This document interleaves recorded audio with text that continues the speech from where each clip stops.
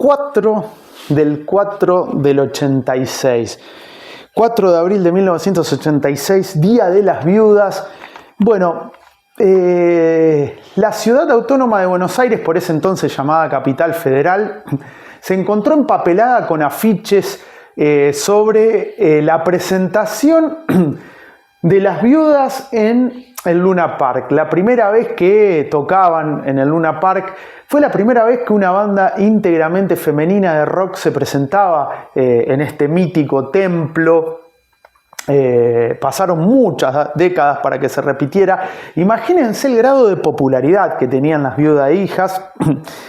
Y en realidad el afiche decía 4 del 4, Día de las Viudas. Y se generó un desconcierto porque ¿qué era? Una efeméride relacionada a mujeres que perdieron a sus cónyuges, a sus maridos. ¿Qué onda? Bueno, hubo un gran revuelo. Lo cierto que el productor, muy ágil, muy vivo realmente, muy bicho, en épocas en donde no existían las redes sociales, de más está decirlo, eran los medios de comunicación tradicionales. En el caso de la difusión era el pegar el afiche, bien de vieja escuela, que era buenísimo, no era el flyer o las redes, no, es pegar con engrudo los afiches.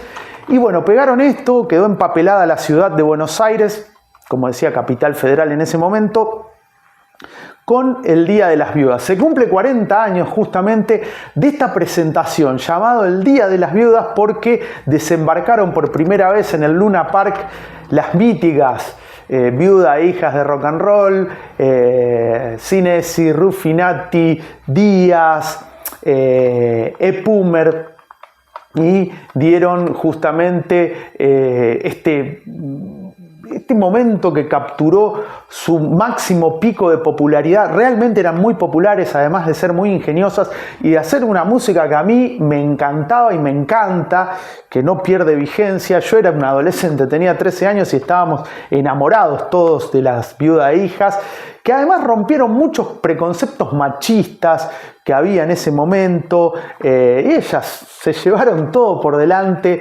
con 3 discazos.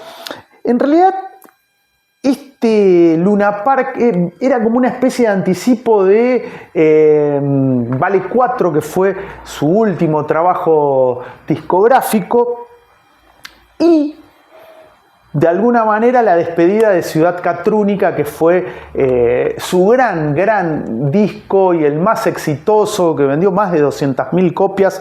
El primero fue también un exitazo, el que tenía Estoy tocando fondo, FMI, Hawaiian 1.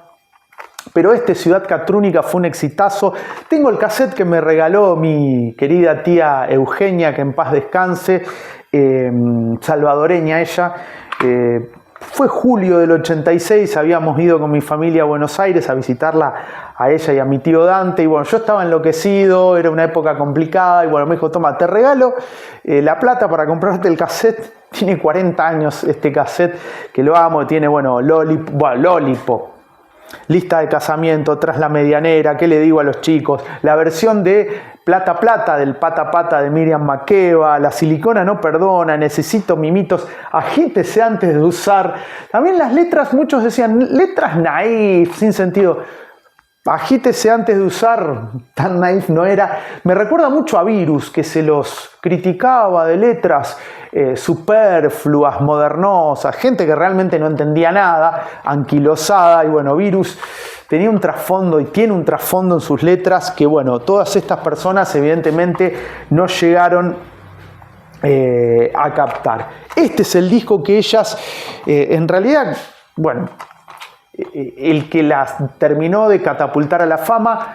4 del 4 del 86, Día de las Viudas, por ese gran desembarco. Y acá fíjense, siempre voy a recomendar estos 2 libros que hable del rock femenino en Argentina. Brilla la luz para ellas, una historia de las mujeres en el rock argentino 1960-2020, de Romina Sanelato. Muy buen libro que salió en pandemia. Excelente, con muchísima información, recopilación de datos cruciales para conocer todo esa parte que el rock argentino muchas veces desconoce o no quiere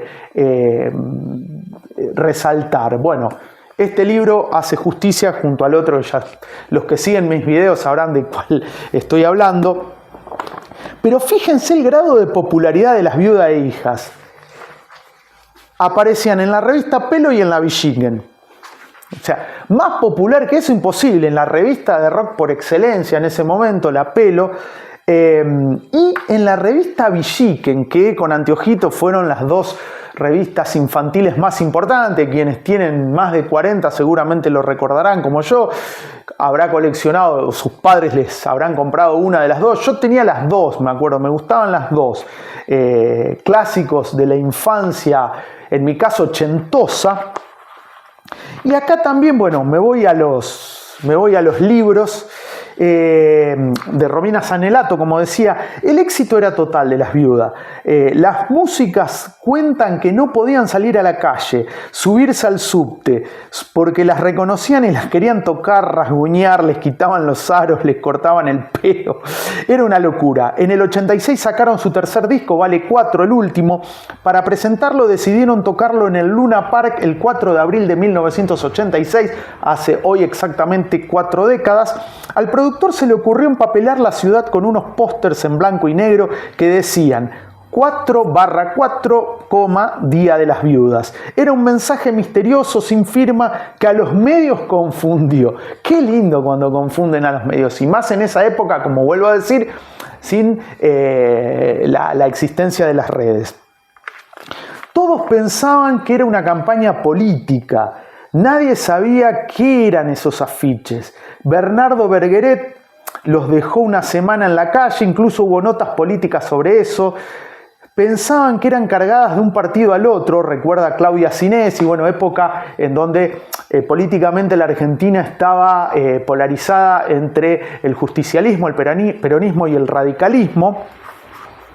Después aparecieron los afiches de colores con sus caras. A ellas les encantaba la confusión. Bueno, viva la confusión. Se generó todo ese conflicto, ese quilombo, hablando en argentino. Ese show tuvo 12.000 personas de público y fue la única vez que tocaron ahí. Fue el símbolo de cuán populares eran para el rock, que no las tomaba tan en serio, y para el pop, que las celebraba.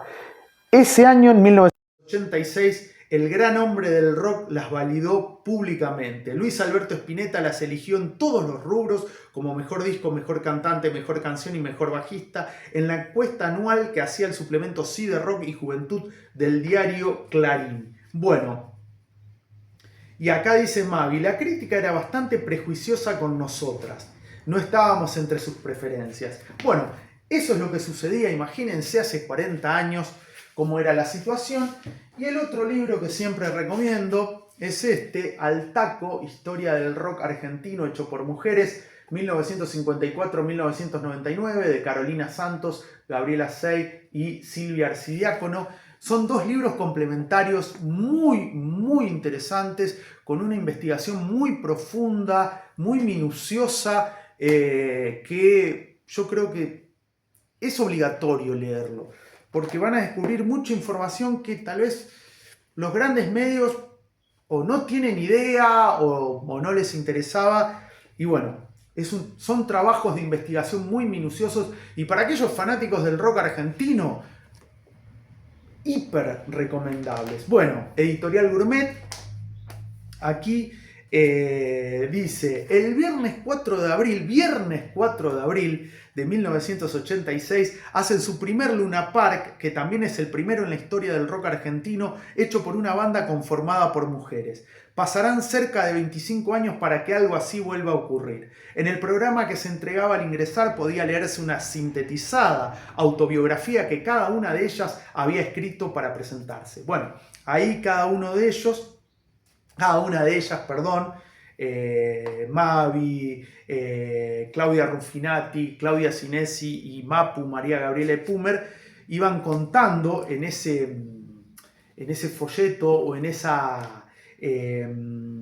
programa, ese es el término que se entregaba a los asistentes, se definían y bueno, contaban de manera jocosa, totalmente descontracturada, quiénes eran, sus influencias. Por ejemplo, Mapu decía que Sandro era su máximo ídolo.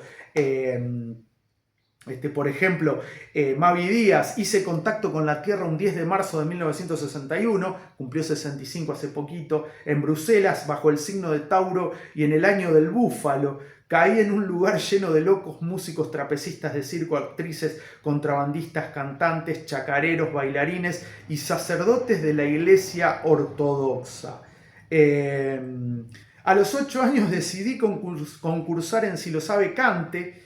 Canté, valga la redundancia, Balada para un loco y gané 20.000 pesos y un canario.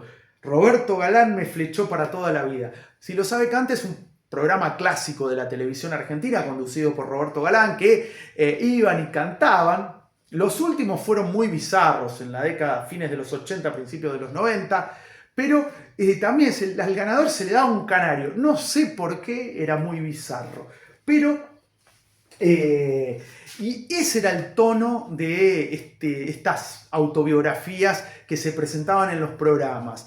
Yo me acuerdo que había unas calcomanías también, que eran dibujos y aparecía una viuda hija y era una señora vestida, o sea, de negro, viuda, embarazada, no sé, eran cosas muy de la época, muy ochentosas. El póster, me acuerdo de tener el póster de las viudas hijas, y el fanatismo, porque era realmente una banda que sonaba mucho en la radio.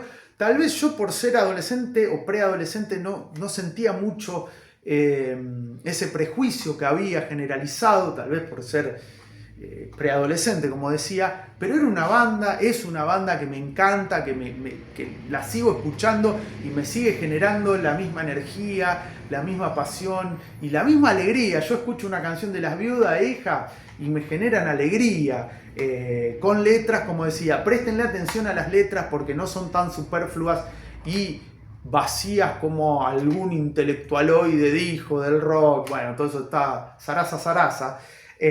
Muy buenas letras, como por ejemplo las de Virus, y fueron cultoras de la New Wave en la República Argentina, obviamente. Bueno, me gustaría que en comentarios justamente comentes, valga la redundancia, si recordás esa fecha, si estuviste en ese Luna Park, o tal vez tu viejo, un primo, un amigo, un vecino te puede contar, o vos lo viviste, si lo recordás, viste ese afiche que decía 4/4, Día de las Viudas. Bueno, ¿tenés algún disco de ellas? Comentame todo, por favor, ahí abajo, que lo espero con ansias y voracidad.